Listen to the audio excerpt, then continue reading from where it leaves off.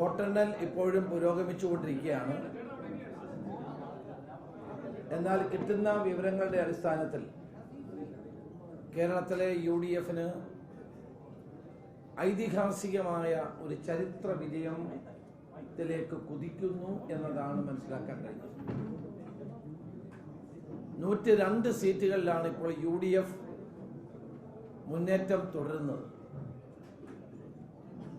ഈ ഐതിഹാസികമായ വിജയം നൽകിയ കേരളത്തിലെ ജനങ്ങളോട്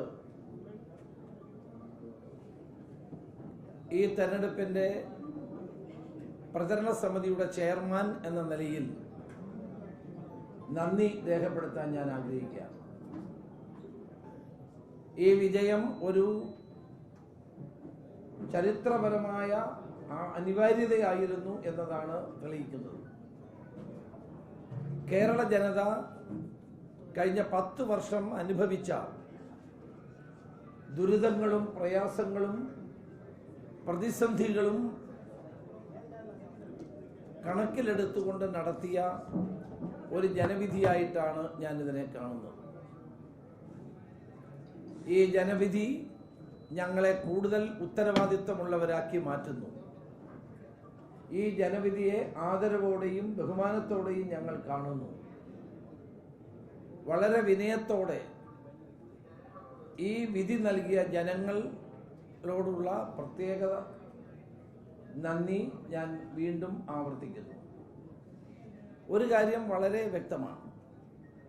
കേരളത്തിലെ UDF പ്രവർത്തകന്മാർ, നേതാക്കന്മാരും ഒരു മനസ്സോടെ ഈ തെരഞ്ഞെടുപ്പ് രംഗത്ത് സജീവമായി പ്രവർത്തിച്ചിരുന്നു. പ്രചരണ സമിതിയുടെ ചെയർമാൻ എന്ന നിലയിൽ പ്രചരണ പരിപാടികൾ കോർഡിനേറ്റ് ചെയ്യുന്നതോടൊപ്പം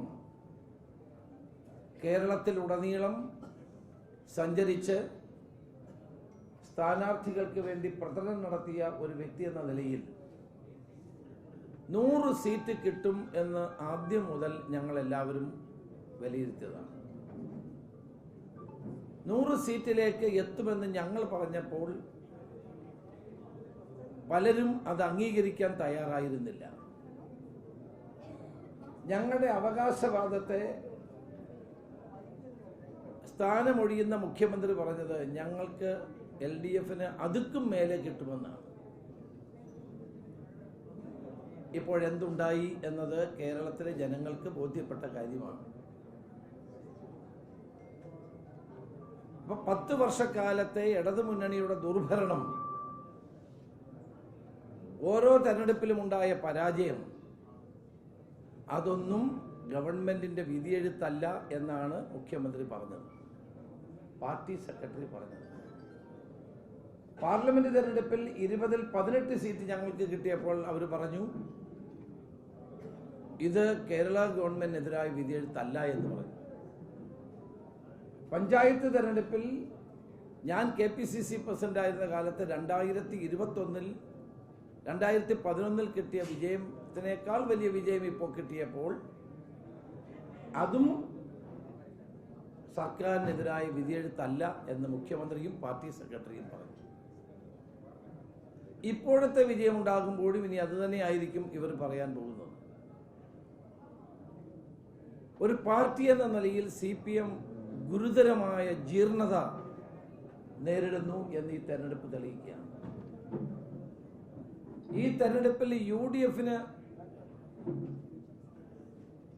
UDF പ്രവർത്തകന്മാർ മാത്രമല്ല, വിശ്വാസികൾ മാത്രമല്ല, UDFനെ പിന്തുണയ്ക്കുന്നവർ മാത്രമല്ല,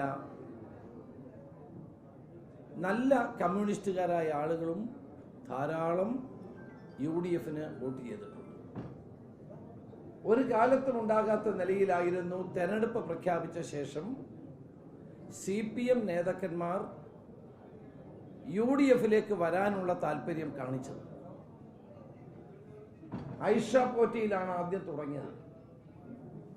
ഐഷ പോറ്റിയെ പോലെ സമ്മതയായ ഒരു രാഷ്ട്രീയ നേതാവ് അവര് CPMൽ രാജിവെച്ച് UDFിൽ കോൺഗ്രസിൽ ചേരുകയുണ്ടായി.